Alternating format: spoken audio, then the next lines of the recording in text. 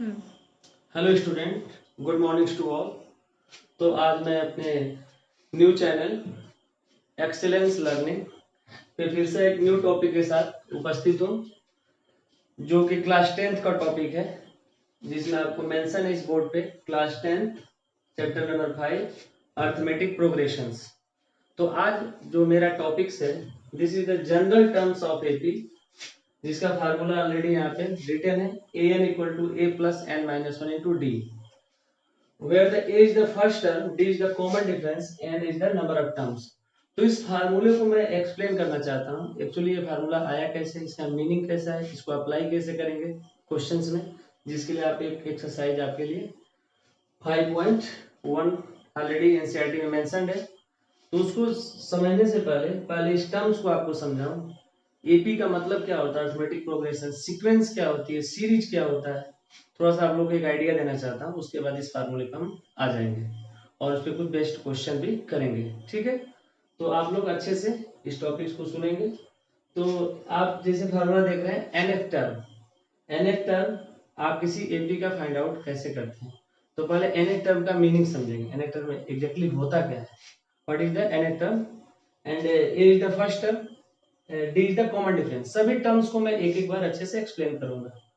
तो सबसे पहले मैं आता हूँ sequence and series then progression. ये छोटे छोटे जो डिफरेंस वर्ड है, उसका डिफरेंट मीनिंग क्या होता है, सीक्वेंस क्या होती है, सीरीज क्या होती है, प्रोग्रेशन क्या होती है, आपको सभी एक ही लगता होगा, ठीक है, लेकिन थोड़ा थोड़ा सब में डिफरेंस है। तो सबसे पहले जो स्टार्ट करते हैं सीक्वेंस। एक्चुअली सीक्वेंस क्या होता है, सीक्वेंस। तो बच्चों सीक्वेंस को बहुत आप लोग सिंपली डिफाइन करते हो। सीक्वेंस एक नंबर्स का अरेंजमेंट होता है। Sequence in the arrangement of the number which is arranged in some specific rule, जिसका अरेंजमेंट किसी स्पेसिफिक रूल से हुआ रहता है। जैसे समझिए, जैसे मैं कुछ एग्जांपल दे रहा हूं, जैसे एक सीक्वेंस लिख रहा हूं 1 2 3 4। आप बहुत ही इनिशियल सबसे बेसिक सीक्वेंस है, जहां पे आपको एक नंबर का पैटर्न दिख रहा है, जहां पे हर जगह आपको डिफरेंस 1 1 का दिख रहा है, 1 2 3 4, हर नेक्स्ट नंबर 1 ऐड करने पे मिलता जा रहा है। ओके, एक और सीक्वेंस ले लेते हैं 1 3 5 7। ये भी एक सीक्वेंस है, क्योंकि यहाँ पे आपका पैटर्न दिख रहा है 2 2 का डिफरेंस है, 1 2 3 3 2 5। ऐसा नहीं है कि केवल डिफरेंस और प्लस में ही सीक्वेंस होता है, सीक्वेंस मल्टीप्लाई में भी हो सकता है। जैसे मैं आपको दिखाता हूँ 1 2 4 8 16, this is also a sequence, because यहाँ पे जो नेक्स्ट नंबर मिल रहा है आपको किसी पर्टिकुलर नंबर से मल्टीप्लाई करने पे मिल रहा है। 1 multiplied by 2 2, 2 multiplied by 2 4, 4 multiplied 2 8, 8 multiplied by 2 16। तो this is also a sequence. But जो हम लोग को टॉपिक है, ऐसे बहुत सारे सीक्वेंस मिलेंगे, लेकिन जो हम लोग को टॉपिक्स है वो हम लोग का अर्थमेटिक्स प्रोग्रेशन से रिलेटेड है। तो पहले सीक्वेंस को डिफाइन कर लूं, फिर मैं सीरीज को डिफाइन करूंगा। अभी आपको सीरीज और प्रोग्रेशन को एक ही मान के चलना है। तो सबसे पहले आपको सीक्वेंस को डिफाइन करने के लिए नंबर्स का अरेंजमेंट होता है, जिसमें कोई पर्टिकुलर रूल के हिसाब से लिखा रहता है। जैसे पहले दो में एक रूल क्या था, इसमें नंबर्स ऐड होते थे, पहले में +1 ऐड हुआ, दूसरे में +2, इसमें मल्टीप्लाई का रूल हुआ 1 मल्टीप्लाइड बाई 2।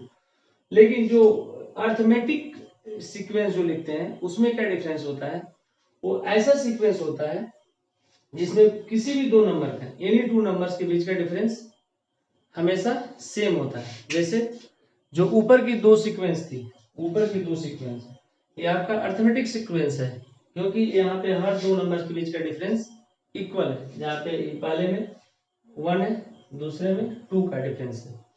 तो अब अगर मैं बात करूं सीक्वेंस के बाद सीरीज या प्रोग्रेशन।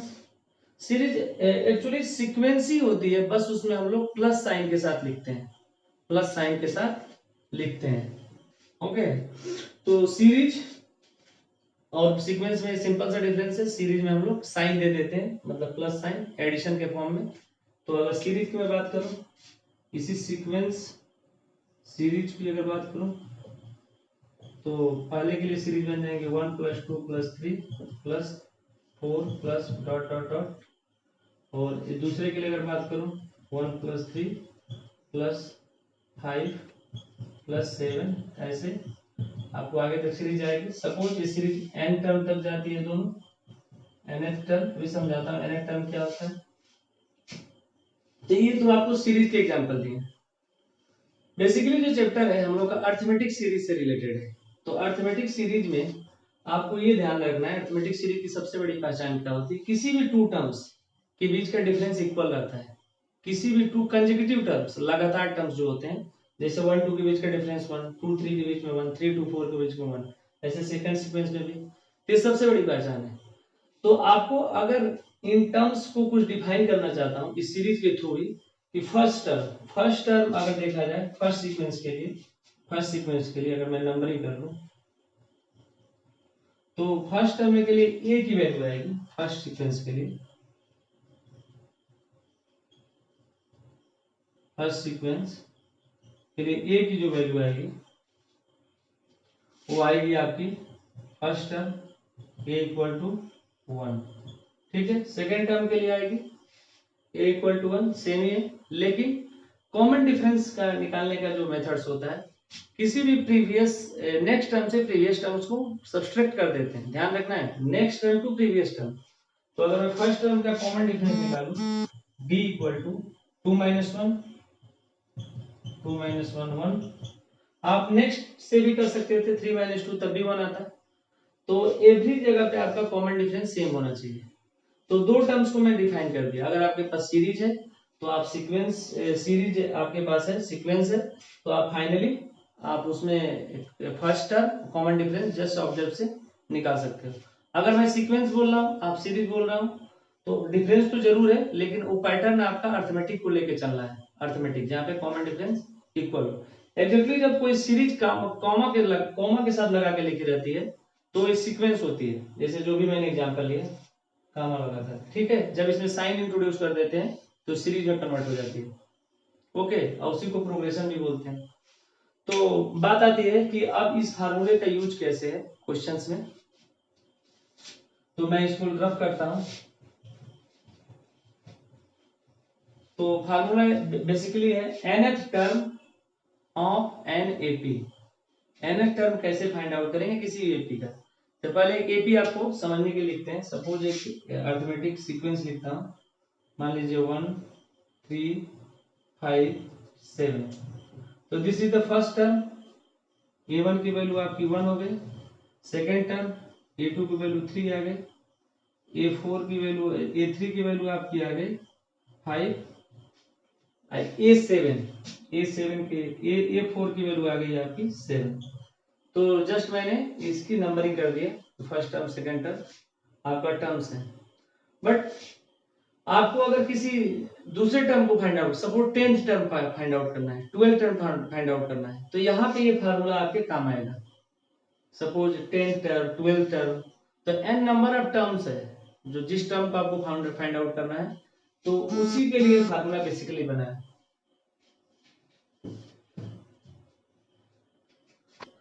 तो बच्चों में सीक्वेंस को देख करके कुछ इसके टर्म्स को जस्ट राइट कर लिया हूं। a1 की वैल्यू 1, a2 की value 3, second terms, third terms a3 equal to 5, a4 equal to 7। तो आप अगर किसी भी टर्म्स को फाइंड आउट करना है, 10 टर्म, 12 टर्म, 20 टर्म, 40 टर्म, तो आप इस फार्मूले से बेसिकली पुट करके निकाल सकते हो। जैसे अगर आप मैं 10 टर्म फाइंड आउट करूं तो n की वैल्यू 10 रखना पड़ेगा। ये आपको इस सीरीज से पता है, d इस सीरीज से कॉमन डिफरेंस जो कि नेक्स्ट टर्म से प्रीवियस टर्म को माइनस करने पे फाइंड आउट हो जाता है। पुट कर देंगे वैल्यू, आंसर आ जाएगा। बट इसका मुझे आइडिया लेना है एक्चुअली ये आपको आता कहाँ है, ये फार्मूला कहाँ से। तो अगर मैं एक सीरीज को समझना चाहूँ कि सीरीज एक्चुअली फॉर्म कैसे होती है, तो अगर मैं a1 लिखूं, a1 आप एक सीरीज का a रखता हूँ, फर्स्ट टर्म a है उसका, ठीक है। कॉमन डिफरेंस मैं लेट कर देता हूँ, late common difference is the d। तो सेकेंड टर्म जो आपका मिलेगा, सेकेंड टर्म्स वो कैसे मिलेगा, उसमें d ऐड करना पड़ेगा। जैसे समझो, जैसे एक सीरीज है, आपको एक नंबर के फॉर्म में सीरीज है, यहाँ पे सब बगल में लिख देता हूँ जो आपको दिखेगा। 2 5 8 11 ऐसा कुछ सीरीज चल रही है। तो फर्स्ट टर्म 2 था, कॉमन डिफरेंस आपने देख लिया 3 है। तो नेक्स्ट टर्म कैसे मिला आपको, 2 के बाद 5, आप इसके कॉमन डिफरेंस को ऐड कर दिया। फिर आपका नेक्स्ट टर्म 8 कैसे मिला, प्रीवियस टर्म्स में बल्कि डी यहाँ जो कॉमन डिफरेंस था, इस कॉमन डिफरेंस दोनों को ऐड करके 8 मिला। तो इसीलिए जो अगर फर्स्ट टर्म में ए है तो सेकेंड टर्म्स को कॉमन डिफरेंस एक ऐड किया तो सेकेंड टर्म मिला। अगर थर्ड टर्म्स मुझे फाइंड आउट करना है तो ए प्लस, अब आपको दो कॉमन डिफरेंस ऐड करना पड़ेगा क्योंकि आप 2 से 8 फाइंड आउट करना है ना थर्ड टर्म। तो आपको एक यहाँ कॉमन डिफरेंस, यहाँ भी कॉमन डिफरेंस, तो आपको बेसिकली 2d आपको ऐड करना पड़ेगा। सिमिलरली अगर फोर्थ टर्म आपको फाइंड आउट करना है, फोर्थ टर्म, तो ए फोर्थ टर्म आपका 11 है, ये कॉमन डिफरेंस, ये कॉमन डिफरेंस, ये कॉमन डिफरेंस, तीनों इक्वल है, तो डी डी डी तीनों मिलकर 3d हो जाएगा। तो फोर्थ टर्म की वैल्यू आपकी आएगी a प्लस 4d। तो आप जस्ट ऑब्जर्व करो कि जो फर्स्ट टर्म,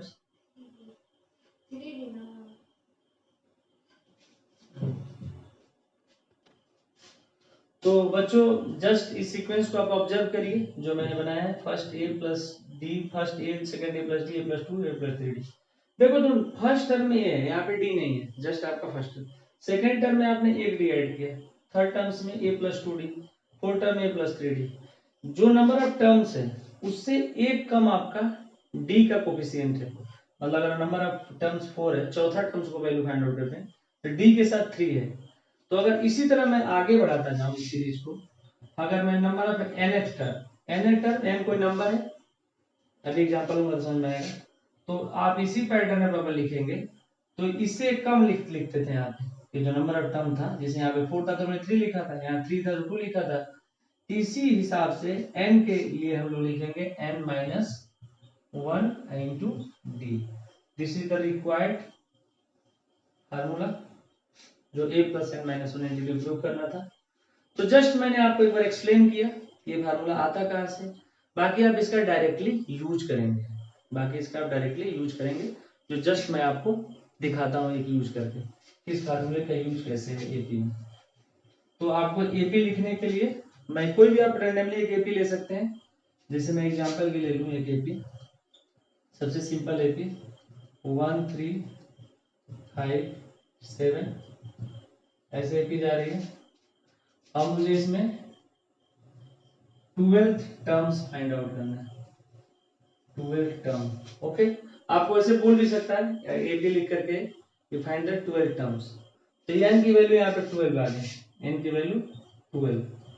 और एपी आप ऑब्जर्व करके देख रहे हो कि 1 3 2 2 का कॉमन डिफरेंस है, 3 माइनस 1 2, 5 माइनस 3 2। तो डी की वैल्यू हमको ऑलरेडी सीक्वेंस जब देखने से ही पता चल जा रहा है 2। ए आपका, ए की वैल्यू फर्स्ट टर्म होता है, ए की वैल्यू आपका 1 है, तो सभी वैल्यू आपने रख दिया। इसके सीक्वेंस को देख करके 12 टर्म को फाइंड आउट करना है। तो जो हम लोग का फार्मूला था a n equal to a plus n minus 1 into d, यहाँ पे ए 12 फाइंड आउट करना है, ए 12 लिखेंगे, a is the first term 1 plus n, n यही वैल्यू रखते हैं जो यहाँ पे एन की वैल्यू है 12 माइनस 1 इंटू डी। यहाँ से ए 12 की वैल्यू आ गई 1 प्लस डी की वैल्यू हम पुट कर देते हैं 2, 11 इंटू 2, तो 8 12 आ गया आपका 1 प्लस 22, तो आपका आ गया 23, 1 प्लस 22।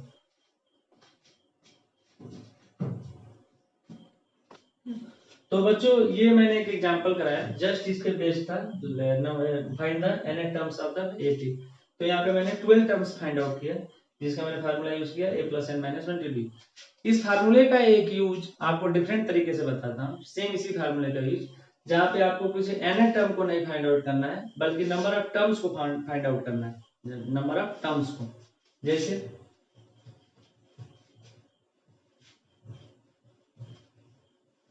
जैसे कोई सीक्वेंस दी गई है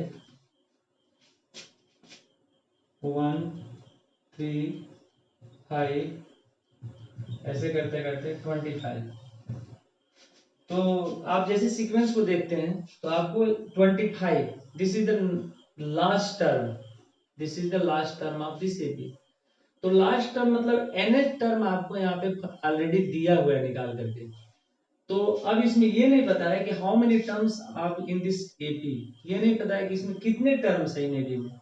तो इसमें n की वैल्यू आपसे पूछ रहा है, find the value of n, in this given AP. तो फार्मूला का सेम यूज वही रहेगा फार्मूला, बस यहाँ पे आपको नंबर ऑफ टर्म्स आपको फाइंड आउट करना है, जहाँ पे लास्ट टर्म इसे बोलते हैं, चाहे इसको nth टर्म की वैल्यू भी बोलते हैं, the value of nth term is given. तो अब इसमें number of terms find out करना है। तो इसमें सपोज पूछता है फाइंड नंबर ऑफ टर्म्स, ठीक है, टर्म्स, नंबर ऑफ टर्म्स, कितने टर्म्स में 25 आ रहा है, ठीक है। तो फार्मूला उसी तरह से यूज करेंगे, an equal to a plus n minus one into d. आप अभी प्रीवियस ही एग्जाम्पल टाइप का सीरीज है, जहाँ पे a आपको फर्स्ट टर्म है 1, b आपका 2 है 3 माइनस 1 से, चाहे 5 माइनस 3 से, कहीं से भी आप 2 टर्म्स लेके डी फाइंड आउट कर सकते हैं। अब यहाँ पे an की जो वैल्यू है, जो हम लोग पिछले क्वेश्चन में फाइंड आउट करते थे, वो ऑलरेडी गिवन है 25। इसको लास्ट टर्म भी कभी कभी बोल देते हैं। तो कभी कभी आपको फार्मूला इस तरह का भी आपको देखने के लिए बुक में मिलता है, l equal to a plus n minus one into d. Basically दोनों फार्मूला एक ही जैसे हैं। यहाँ पे n टर्म की वैल्यू फाइंड आउट करके दे दिया रहता है, चाहे लास्ट टर्म भी इसे बोलते हैं। तो इस फार्मूले में पुट करेंगे इस वैल्यू को, l इक्वल टू, अगर इसी फार्मूले को मैं यूज करूँ तो यहाँ पे बेसिकली n फाइंड आउट करना है, n number of terms find out करना है, n की वैल्यू। तो मैं अगर इस फार्मूले को यूज करूं तो 25 इक्वल टू a प्लस ये आपका 1 है प्लस n तो आपको फाइंड आउट ही करना है into d, d is also given 2, इसको सॉल्व करते हैं। 25 equal to 1 plus 2n minus 2, ठीक है। 25 इक्वल टू 1 माइनस 2 आपका हो गया माइनस 1 प्लस 2n, इधर आके 25 प्लस 1 इक्वल टू 2n, यहाँ से 26 equal to 2 into n, n equal to आ गया आपका n equal to 26/2 equal to 13। तो नंबर ऑफ टर्म इसमें 13 हो गए, इस क्वेश्चन का आंसर 13 हो गया। इस पे बहुत सारे बेस्ड क्वेश्चन दिए गए आपके एक्सरसाइज में, एनसीईआरटी के एक्सरसाइज में। मैं एनसीईआरटी के एक्सरसाइज को भी, क्वेश्चन को भी सॉल्व कराऊंगा और अपकमिंग लेक्चर जो भी हमारे होंगे। बाकी अभी जो आपका बेसिकली दो मैंने क्वेश्चंस लिए, दोनों को दो टाइप्स के थे। जो पहला क्वेश्चन था उसमें nth टर्म्स को फाइंड आउट करना था, इसमें नंबर ऑफ टर्म्स को फाइंड आउट करना था। तो आप बेसिकली एक ही फार्मूला का यूज करते हैं। इस फार्मूले का बहुत सारे यूज है। कभी कभी आपको नंबर ऑफ टर्म्स भी गिवन रहेगा, आपका लास्ट टर्म भी गिवन रहेगा, आपसे फर्स्ट टर्म दिया गिवन डिफरेंस भी पूछ लेगा, कॉमन डिफरेंस भी पूछ लेगा, ठीक है। तो इसके लिए बहुत सारे क्वेश्चंस आपके एक्सरसाइज में हैं। तो आप बेसिकली इसमें कितने आपके अननोन क्वांटिटीज हैं, n, a, n and d, ये आपको यहाँ पे 4 अननोन क्वांटिटी है। लेकिन ध्यान रखिएगा, जब भी आपको एक सीक्वेंस दिया रहेगा, कंप्लीट सीक्वेंस, तो आपको ए भी पता रहता है, कॉमन डिफरेंस भी पता रहता है। तो आपको दो चीजें तो ऑलरेडी गिवन सीक्वेंस से पता ही रहता है। नंबर ऑफ टर्म्स भी आप इस फार्मूले को रख करके तुरंत निकाल लेंगे। तो बेसिकली बहुत यूजफुल फार्मूला है, सिंपल फार्मूला है। आपको बस ध्यान रखना है a n equal to a plus n minus one into d. इस फार्मूले का बेसिकली यूज करके हम लोग, आपको बहुत जल्दी आप कोई भी टर्म्स एपी का निकाल सकते हैं। जैसे आपसे कोई पूछे ए5, मतलब आपको पांचवा टर्म एपी का निकालना है, तो आप डायरेक्टली ए5 अगर आपसे कोई पूछे तो आप ए प्लस 4डी कर देना, क्योंकि यहाँ से एक कम रहता है। ये जब मैं नेक्स्ट लेक्चर लूंगा तो इसका डायरेक्टली यूज करना बताऊंगा कि क्वेश्चंस में कैसे यूज होता है। जैसे ए7 आपसे कोई पूछे तो ए प्लस 7 से कम करके 6d, तो ये सब का यूज है। तो होप ये वीडियो आपको समझ में आया होगा, और मैंने अपने तरफ से काफी अच्छे से एक्सप्लेन करने की कोशिश की। अगर कोई आपको डाउट्स हो तो आप कमेंट सेक्शन में लिख करके उस डाउट्स को पूछ सकते हैं। मैं आने वाले वीडियो में उसको एक्सप्लेन करके उस डाउट्स को खत्म करूंगा। तो थैंक यू बच्चों।